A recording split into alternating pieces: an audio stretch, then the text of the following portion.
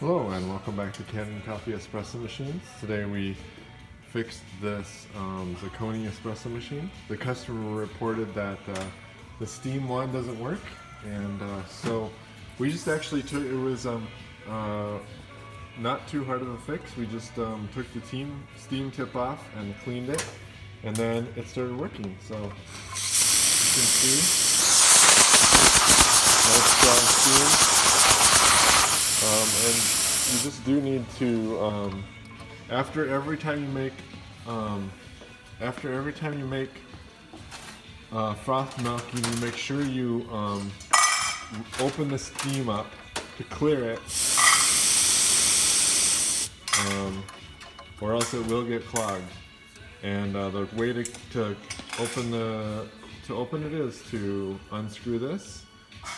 Sometimes you need something like a glove or a rubber mat to get it off, and then you can clear it by usually picking it out with some kind of like thin, sharp object. So thank you for repairing with Kanen Coffee. Please like our videos below. If you'd like to see more videos, please subscribe to our channel. Thank you.